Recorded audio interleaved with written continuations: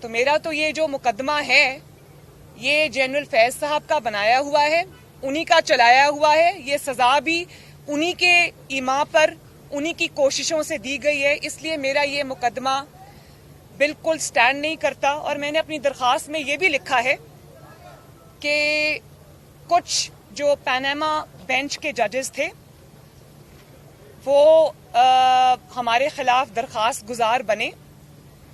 پاکستان کی 73 سال کی تاریخ میں پہلی مرتبہ یہ ہوا جب سے نیب بنا ہے, کبھی ایسا نہیں ہوا. نیب کا قانون یہ کہتا ہے کہ اگر کسی کے خلاف کوئی ریفرنس آتا ہے تو جو نیب کا چیئرمین ہے وہ اس ریفرنس کو دیکھتا ہے, میٹنگ بیٹھتی ہے, وہ دیکھتا ہے کہ وہ لیگلی اس میں اتنا دم ہے, وہ اس کو ایگزامن کرتا ہے. لیکن میرے کیس میں, میاں صاحب کے کیس میں, نیب نے اس تکلف کی کوشش ہی نہیں کی. انہوں نے اس ایکسرسائز سے گزرنا مناسب ہی نہیں سمجھا, کیونکہ آرڈرز تھے اوپر سے, تو انہوں نے بغیر دیکھے انہوں نے یہ چیز جو ہے وہ ریفرنسز انہوں نے درج کر لیے. پھر ہم پر مانیٹرنگ جج بھی بیٹھ گیا, ڈے ٹو ڈے ہماری ہیئرنگ ہوئی اور اس کے نتیجے میں ہمیں یہ سزا ہوئی. تو 2 سال کی محنت تو پوری قوم کے سامنے آ گئی. میں کل آج میڈیا کی رپورٹس بھی پڑھ رہی تھی, کچھ اخبارات کی رپورٹس پڑھ رہی تھی, تو میں یہ سمجھتی ہوں کہ میڈیا کی مجبوری ہے, میڈیا کے اوپر بہت پریشر ہے, آپ میری باتوں کو نہیں چلا سکتے. لیکن کچھ لوگوں نے یہ لکھا کہ مریم نے شاید کسی ادارے کے اوپر حملہ کیا ہے, مریم نے کسی ادارے کے وقار پر حملہ کیا ہے. تو میں یہ بات آج واضح کر دینا چاہتی ہوں کہ میں سمجھتی ہوں کہ پاکستان کے جو آرمڈ فورسز ہیں, پاکستان کی جو ایجنسیز ہیں, وہ کسی بھی کنٹروورسی سے, کسی بھی شک و شبہ سے بالا تر ہونی چاہیے, اور کسی ایک فرد کی حرکات کو جو اس کے ذاتی مقاصد کے لیے ہوتی ہیں ادارے کا نام نہیں دینا چاہیے. ادارہ ملک کا ادارہ ہے, ادارہ پاکستان کا ادارہ ہے, وہ کسی فرد واحد کا ادارہ نہیں ہے. اور جب فرد واحد ادارے کے پیچھے چھپنے کی کوشش کرتا ہے تو میں یہ سمجھتی ہوں کہ اس کے پاس اپنی جو ایکسیسز ہیں ان کا جواب نہیں ہے. تو میں یہ پوچھنا چاہتی ہوں سوال کہ جب ایک فرد واحد جس کا نام جنرل فیض حمید ہے, اگر وہ ایک ہائی کورٹ کے سٹنگ جج کے گھر جاتا ہے اور اس کو یہ کہتا ہے کہ فلاں بینچ بناؤ, فلاں بینچ نہ بناؤ, تو کیا وہ ادارے کے وقار میں اضافہ کر رہا ہے؟ جب وہ پولیٹیکل انجینئرنگ میں ملوث ہوتا ہے, جب وہ ایک منتخب وزیر اعظم کو سازش کے ذریعے اقامہ پہ نکلوانے کی کوشش کرتا ہے, جب وہ منتخب حکومت کو کمزور کرنے کی کوشش کرتا ہے, جب وہ ججز سے بینچ بنواتا ہے, توڑواتا ہے, جب وہ یہ پریشر ڈالتا ہے اور غیر قانونی کام کے لیے ججز کو مجبور کیا جاتا ہے, تو وہ ادارے کے وقار میں اضافہ کرتا ہے. جب اس کو وہ تاثر دیتا ہے جج کو جا کے کہ اس کو پتا ہے کہ ورڈکٹ کیا آ رہا ہے. بھئی جج بشیر صاحب نے کیا ورڈکٹ دینا, آپ کو کیسے پتا ہے کہ ورڈکٹ کیا آ رہا ہے؟ تو جب آپ ورڈکٹ کی اناؤنسمنٹ ورڈکٹ کے اناؤنس کیے جانے سے پہلے کرتے ہیں تو کیا آپ ادارے کے وقار میں اضافہ کرتے ہیں؟ جب آپ کو جو اس ادارے نے یا قوم نے یا آپ کے ملک نے یا آئین نے آپ کو جو عہدہ دیا ہے, جب آپ اس عہدے کا غلط استعمال کرتے ہیں, جب آپ اپنے جو آئینی قانونی اختیارات ہیں جب آپ ان سے تجاوز کرتے ہیں اور آپ کے ذاتی مفاد کے لیے کرتے ہیں, اور آپ کے کیے ہوئے جو بھی آپ نے اس طرح کی زیادتیاں کی ہیں, جب اس کی وجہ سے پورے ادارے پہ انگلی اٹھائی جاتی ہے, تو کیا آپ اس ادارے کے وقار میں اضافہ کرتے ہیں؟ اور جب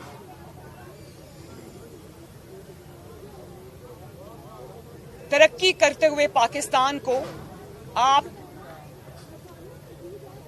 جو ہے وہ اپنے ذاتی مفاد کی خاطر اندھیروں میں دھکیل دیتے ہیں اس 2 سال کی محنت کے نتیجے میں، تو کیا اپنے ادارے کے وقار میں آپ اضافہ کرتے ہیں؟ افواج پاکستان جو ہیں وہ ملک کی طاقت ہے، ہماری طاقت ہے، قوم کی طاقت ہے، لیکن اس طاقت کو جب کوئی فرد واحد اپنی ذات کے لیے استعمال کرتا ہے، اپنے ذاتی مفاد کے لیے استعمال کرتا ہے، تو وہ ادارے کی کون سی خدمت کرتا ہے؟ میں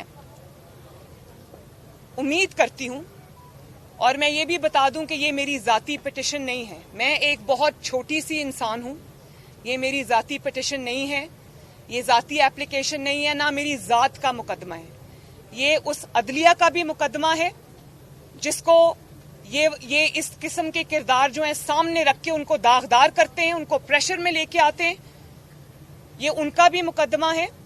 اور دیکھیں، ثاقب نثار صاحب ایک مثال ہیں، میں ان کا نام یہاں پر نہیں لینا چاہتی تھی، لیکن کیونکہ اب تاریخ میں یہ باتیں جا رہی ہیں تو یہ بات میں قوم کے سامنے رکھنا چاہتی ہوں کہ ثاقب نثار صاحب سے جو بھی فیصلے لیے گئے دباؤ میں، مجھے نہیں پتا تھا ان پر کیا دباؤ تھے اور کیا ان کی کمزوری تھی جو ان کے ہاتھ میں تھی، لیکن جس طرح سے انہوں نے عدلیہ کا جو وقار ہے، تقدس ہے، اس کو پامال کیا، نواز شریف صاحب کو انہوں نے ایک اس طرح کا ان کے ساتھ وہ کر لیا کہ اس سے ذاتی رنجش کی بو آنے لگی، بار بار جو بھی مقدمہ ہوتا تھا اس میں سزا نواز شریف کو ہوتی تھی، اور ان کو نہ صرف یہ کہ نااہل کیا بلکہ پارٹی صدارت سے ہٹا دیا۔ تو جب اس قسم کے جو عدلیہ کے اوپر وار ہوتے ہیں تو آج آپ دیکھیں، جنرل فیض صاحب تو نظر نہیں آتے، لیکن ثاقب نثار صاحب پوری دنیا کے لیے آج عبرت کا نشان ہیں، وہ آج پبلک پلیسز پہ نہیں جا سکتے، وہ آج کسی کی فوتگی میں، خوشی میں، غمی میں نہیں جا سکتے، کیونکہ ان کو پتہ ہے کہ لوگ ان سے سوال کریں گے۔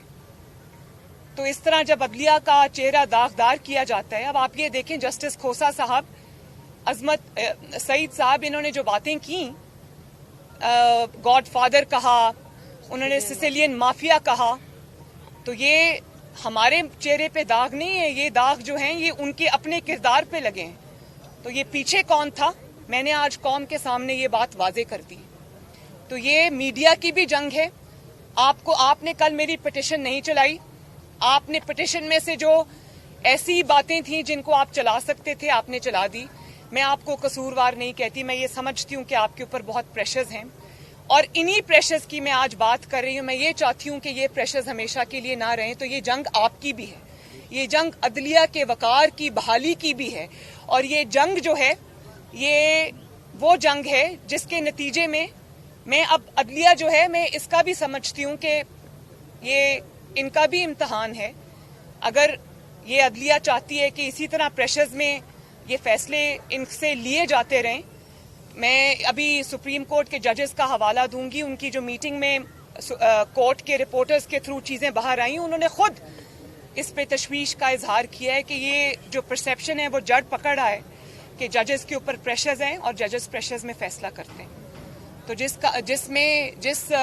اس میں آئین اور ملک میں آئین اور قانون کی حکمرانی نہیں ہوتی، جس میں اس طرح کے پریشرز ایگزرٹ کیے جاتے ہیں، تو اس ملک کا پھر وہی حال ہوتا ہے جو 2 سال کی محنت کے نتیجے میں آج 4 سال بعد پاکستان کا حال ہے۔